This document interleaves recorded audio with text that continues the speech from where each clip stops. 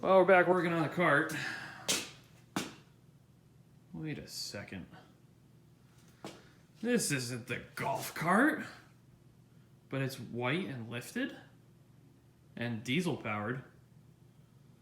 I think something happened here because this is not how I left it last weekend. Oh, there it is.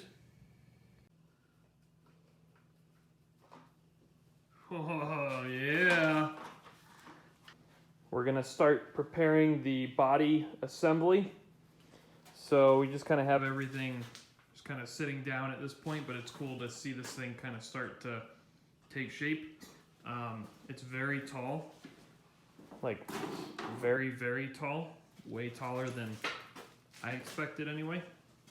And so the reason for the order of operations, I guess you'd say, is there's a limit to how high up the motor can sit due to the seat. So we kind of have to know where the seat's going to be in order to know where the motor can be. Once we know where the motor can be, we can determine if the clutch is going to go right onto the engine or if we're going to have to run a jack shaft to a separate pulley or what. So for that reason, we're going to start cracking away at the body assembly. So I don't think you've seen this yet, maybe in a previous clip. This is a body off of an E-Z-GO Workhorse, whereas the golf cart was a TXT model. And the Workhorses were like the more kind of utility oriented versions, and that's why they have this kind of truck appearing front grille. And then also this one's got the tail lights in the rear housing, so it's just, I think, better looking than the green plastics that came on it. So we're gonna go ahead today. The goal is to get sheet metal cut out for the kick pan, or the whatever you want to call that, and the floor pan. So the other day I went to the steel yard and picked up a couple pieces of sheet metal, and we're gonna go ahead and see what we can come up with today. Right, Kyle? Right, Kyle. So we're gonna start by remaking or making a new kick panel. So we marked it out on our piece of sheet metal, and each one of the blue dots represents a hole for a rivet.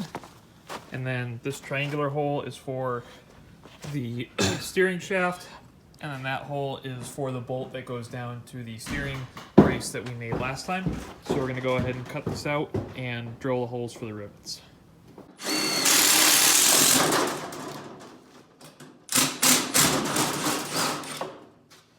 We got our pans installed, and we got all our screws holding the floor pan down. And now we're just putting the same screws for the kick pan in. As you can see, it's painted. We've got the front sub cowl mounted with new hardware. It is damaged. As you can see, there's a hole there. It's cracked there. We're just gonna live with it for the time being. Something that can easily be replaced down the road. So little by little, it's taking shape. Last weekend, we got the kick panel and the floor installed. Obviously, we still got to paint the floor. And for the time being, this is about how far we're going to go with the front, because nothing that we do up here really pertains to the back. And as soon as we rivet the front clip on, we lose the ability to access this switch panel, which is where we're going to have to put like the fuel gauge and the ignition switch and some other stuff. So this is just going to basically stay like this for the time being. So now we got to turn our attention to the back. So I ordered some seat parts for it off of Amazon, and also the little, they're called bolsters that go on the side and keep you from falling out, even though you're still going to fall out because golf carts are sick. So we're going to have to kind of just see how everything fits together and figure out what our limitations are so that we can start planning on how to put the motor in this thing. So the seat's pretty simple. We've got these little bracket guys that you do have to purchase separately, FYI. And this seat came with the 3 pilot holes already drilled. So you just go ahead and kind of line them up. We're going to send some screws through it with the Wapni and move on from here. So we got our 2 little brackets on, and we got our side bolsters on as well. These kind of fit like shit. They went on, but they didn't fit that good. These are supposedly OEM. The seat's obviously aftermarket, but it's designed like for this application. It seems nice enough, but these didn't fit that good.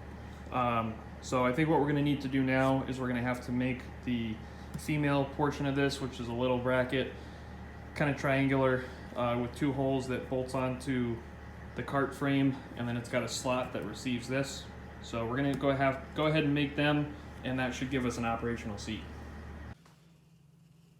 Okay, update time. So we're working on getting the back half of the seat mounted now. So I kind of have it worked out in my head how I want to do it. We're gonna have these 2 bars that are gonna sit on the frame like that. Boom, boom. Okay, and then we're gonna have, it's gonna be tough to do. Basically, we're gonna have this guy here, which I marked 1/4 of an inch lower on the one side, and then cut it with an angle grinder. You can see it's not the best cut, but anyway. And that's gonna establish the angle of the backrest. So that'll sit down there like that. And then, just lay it out. And then this guy is gonna sit on there like quit. And then the backrest will bolt to those pieces. So, got everything cut. Now we're gonna weld her out. And then also we're gonna run a stinger. So you imagine the backrest piece is gonna come up and back. And we're gonna run a stinger back down to this plate to give it some rigidity. And then I don't know if we're gonna span it or not. We'll see how steady it is with the seat on it, but that's where we're at. So next step is to get that welded out. So here's what it looks like all tacked together. As you can see, we're gonna have the bottom piece with those 2 bolts that bolts to the chassis. It's gonna come up, angle out, and then this will be approximately the angle of the backrest. So because this cut is pretty imprecise, the 2 did come out differently, and we decided that the other one, which was a little bit more upright, was the preferable angle for the back.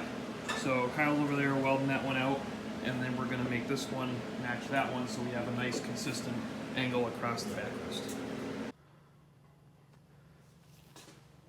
Ta-da! So, got the seat brackets made up with these nice little gussets and everything tigged together by Kyle.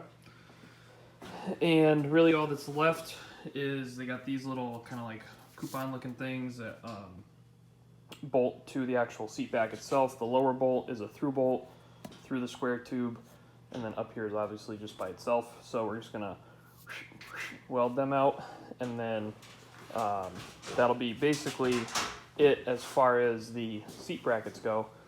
One thing that's a little unfortunate, it's a bridge that we haven't exactly come to yet, is that likely when we go to install the rear seat, it might interfere with these, so we might have to do away with them. But for the time being, they're on there, they work good, it's comfortable, everything seems to fit pretty good and look pretty good.